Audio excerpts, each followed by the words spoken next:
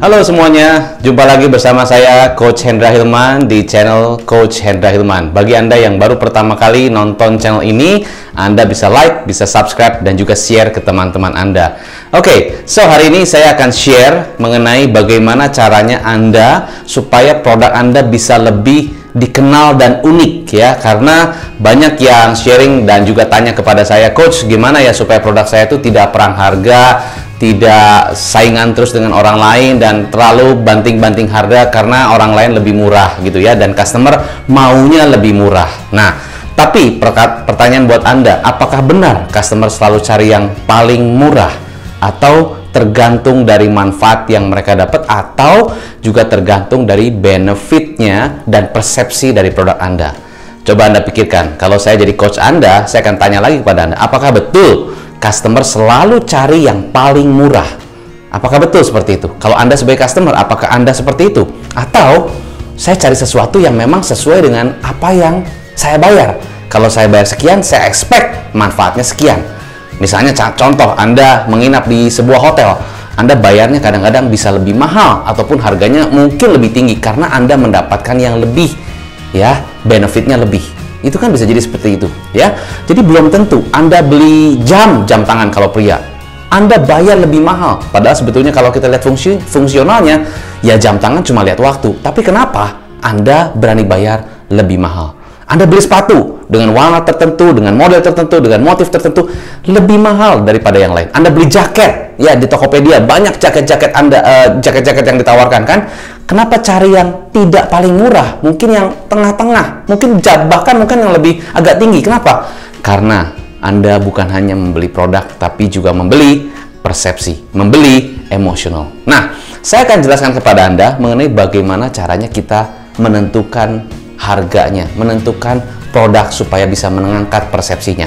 Di video saya sebelumnya, saya sharing mengenai bagaimana produk tersebut harus ada dua fungsi. Fokus pertama adalah fungsional. Secara fungsinya memang harus bagus. Mau jual apapun itu, jual servis, jual produk apapun secara fungsional bagus. Jual makanan, makanannya harus enak. Jual servis, servisnya harus bagus. Ya, servis cuci mobil harus kinclong banget gitu kan. Sampai customer sudah wow, kasih ulasannya 5 bintang bahkan sampai 6 bintang gitu ya. Apapun servis Anda, barbershop gitu kan, bener-bener bagus banget, guntingannya, potongannya keren gitu kan. Kalau yang misalnya barbershop, pria-pria datang ke sana, wow, seperti datang ke sana setelah potong rambutnya seperti kayak bintang film Korea gitu. Nah, itu kan puas gitu loh. Jadi secara fungsional itu harus bagus. Nah, lalu secara emosional, nah itu yang harus kita fokuskan, bukan hanya fungsional tapi emosional. Nah, di sini saya akan sharing mengenai lebih ke emosional ya. Nah, kalau kita lihat ini produk Anda, ya, ini produk Anda, oke? Nah, produk Anda pastinya kalau ada di market, pasti ini ada kompetitor kan? Kompetitor X misalnya. Di sini ada kompetitor Y gitu kan? Di sini ada kompetitor lagi. Apalagi Z begitu, misalnya begitu. Kompetitornya banyak, di mana-mana kompetitornya. Ya, misalnya produk Anda misalnya apa? Ya, saya bikin gampang aja ya. Misalnya produk Anda cheesecake deh, ya. Cheesecake. Ini cheesecake. Di sini cheesecake gitu ya. Kenapa cheesecake, Coach? Karena saya suka cheesecake gitu ya. Dan buat saya itu makan cheesecake itu senang banget. Nah, jadi buat saya juga lebih membuat mood saya lebih baik lagi ya. Itu saya, Anda, terserah Anda. Tapi basically semuanya jual cheesecake. Di sini harganya mungkin 250.000, di sini 270.000, di sini mungkin 255.000 gitu kan. Contoh aja ya. Nah, semua cheesecake jualnya sama. Kita jual cheesecake dengan rasa yang flavornya bagus, enak dan sebagainya. Semuanya mengangkat dari produknya ya. Nah, gimana kalau Anda ingin bersaing? Wah, kalau gitu Coach, ini 250, ini 270, ini 255. Saya harus jual berapa? Gitu kan? Tergantungnya apa? Tergantung persepsi. Ini semuanya misalnya ya, cheesecake-nya ukurannya sama, tapi kan misalnya bentuknya bulat. Anda misalnya bentuknya tidak bulat, Anda bentuknya misalnya persegi panjang begitu, contoh aja itu ya. Wah, ternyata ada bedanya nih. Jadi Anda punya produk itu beda, bukan hanya bundar ya, bulat ya, tapi Anda buatnya persegi panjang gitu kan. Wah, orang udah lihat nih ada beda nih. Yang lain-lain bundar. Ada juga sih mereka yang persegi panjang, tapi Anda persegi panjangnya beda ya. Persegi panjangnya lebih panjang gitu loh ya, lebih beda gitu loh ya kan, kayak slice begini. cheesecake gitu kan. Terus warna gradasinya juga mungkin berbeda, oke? Nah, ini yang harus Anda pikirkan sebagai Anda yang punya produk. Ya, salah satunya adalah dari bentuknya sudah beda. Nah, terus apalagi coach kalau setelah itu? Oke, bentuknya mungkin orang masih bentuknya beda doang, begitu doang. Orang mungkin masih sama lah gitu kan. Nah, kita harus pikir sesuatu yang lebih beda lagi. Misalnya apa? Nah, sekarang sebelum kita pikirkan dari produk kita pikir dari customer expectation. Customer expectation. Jadi maksudnya customer expectation gimana, coach? Maksudnya customer expectation begini. Jadi intinya, kalau Anda punya produk, Anda harus pikirkan begini. Customer itu kan berarti Anda harus tahu customernya siapa. Ya, banyak video-video saya menjelaskan mengenai market ya, mengenai target market. Jadi Anda harus betul-betul kenal target market Anda. Apa ekspektasinya mereka? Contoh, kalau misalnya tadi cheesecake, ekspektasi mereka apa? Namanya cheesecake. Ya, namanya cheesecake, ekspektasinya gimana? Ya, ekspektasinya pokoknya saya pengen beli kue, cake ya untuk special person, mungkin saya untuk ngasih ke teman saya ataupun ngasih ke keluarga saya atau siapapun yang mungkin Anda merasa Anda perlu kasih seseorang yang memang spesial, kasihlah cheesecake. Karena Anda tahu mungkin dia suka cheesecake, Anda pilih cheesecake yang mana? Ya jelas, pasti yang enak. Enak kan ya, masing-masing punya taste masing-masing, tapi enak udah pasti. Terus apa lagi? Mungkin secara packaging bagus. Packaging bagus. Ya, apalagi? Terus ada delivery-nya. Delivery-nya ya. Jadi bisa dikirim gitu kan? Mau teman Anda yang di luar kota, di luar pulau tetap bisa dikirim. Nah, ini ekspektasi dari mereka. Ekspektasi dari customer, ya. Dan semua cheesecake, semua kompetitor Anda pun melakukan ini. Satu, pasti enak. Kedua, packaging juga mungkin bagus. Ketiga, ya pasti bisa dikirim lah gitu kan. Harga relatif sama, mirip-mirip ya. Gitulah relatif ya. Di sekitar segitulah mungkin 250.000. Oke? Nah, terus gimana dong, coach? Berarti mesti saingan dengan mereka. Kalau Anda persis kayak mereka, artinya packaging juga bisa, delivery bisa. Orang akan bandingkan. Wah, kalau gitu kita cari deh yang mana yang paling orang. Mungkin yang menurut mereka karena ini semua bisa, ya, dan Anda bisa dan orang bisa, ya berarti Anda pikir, kalau gitu yang paling orang sering bilang aja yang mana. Bisa jadi mereka pilih yang itu, bukan pilih yang Anda. Nah, itu kalau kita hanya fokus kepada customer expectation. Nah, justru di sini saya inginkan Anda bukan hanya fokus kepada customer expectation, tetapi kita fokusnya yaitu beyond customer expectation. Nah, jadi maksudnya beyond expectation itu bagaimana? Di luar ekspektasi mereka. Di luar ekspektasi mereka. Jadi mereka nggak nyangka gitu. Oh, ternyata ada yang kayak gini. Jadi kalau kita jualnya sama-sama dengan mereka, ekspektasinya seperti ini. Ya, nanti Anda kejebak perang harga kalau cuma berdasarkan customer expectation. Tapi kalau Anda fokusnya beyond, di luar apa yang menjadi customer expectation, nah disinilah keunikan Anda, disinilah keunggulan Anda, disinilah perbedaan Anda. Kalau Anda benar-benar tahu ini, nah berarti Anda sebelum Anda create produk Anda harus pikirkan, kalau saya customer expectation berarti sama dengan yang lain. Saya kan maunya beda supaya tidak perang harga gitu kan.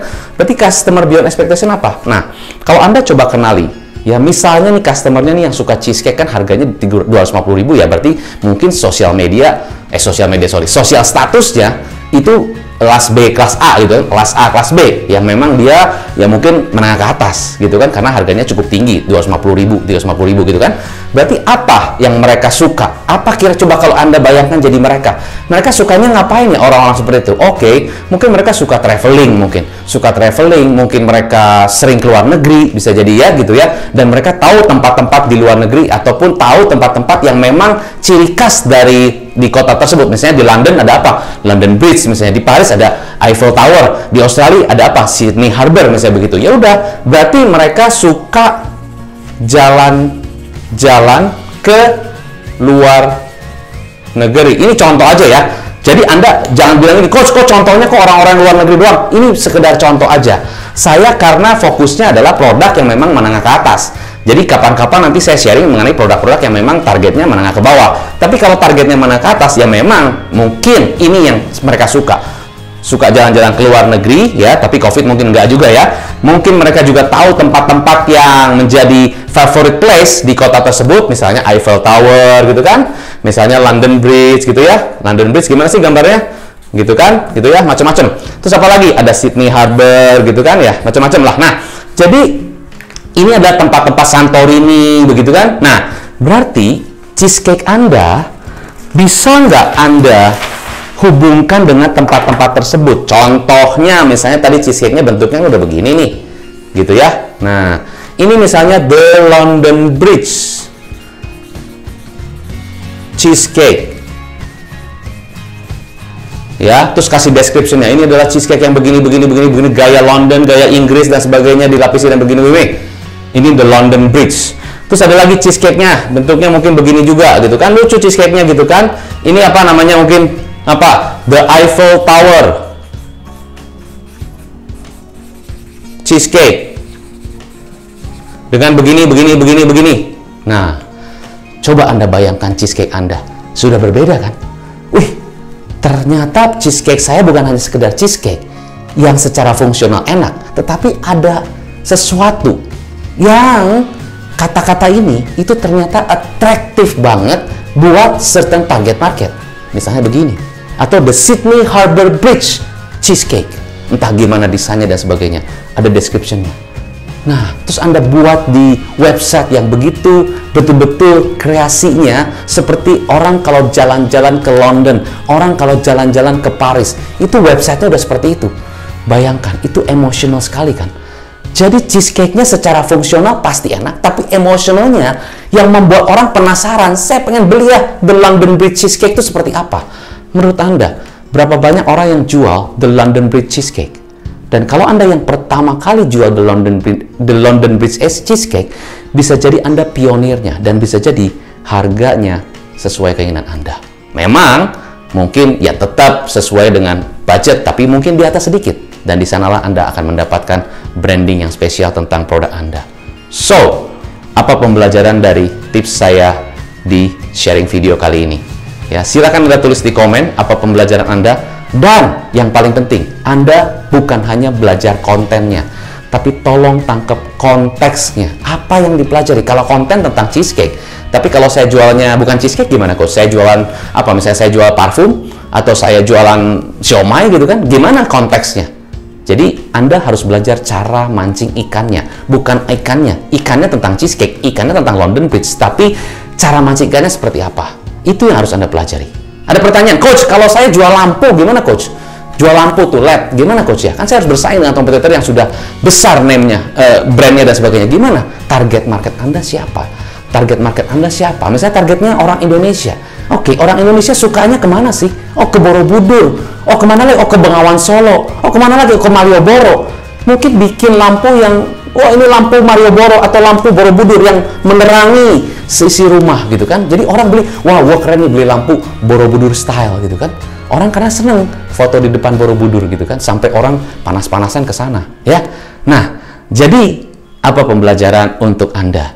Bisa jadi Anda B2B, bisa jadi Anda B2C, business to business atau business to customer. Tapi yang penting, you have to know what is the context behind this video sharing.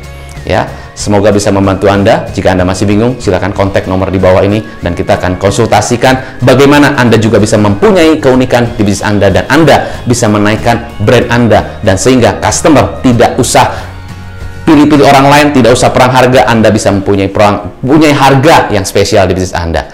Oke, sukses selalu, take care, salam pengusaha.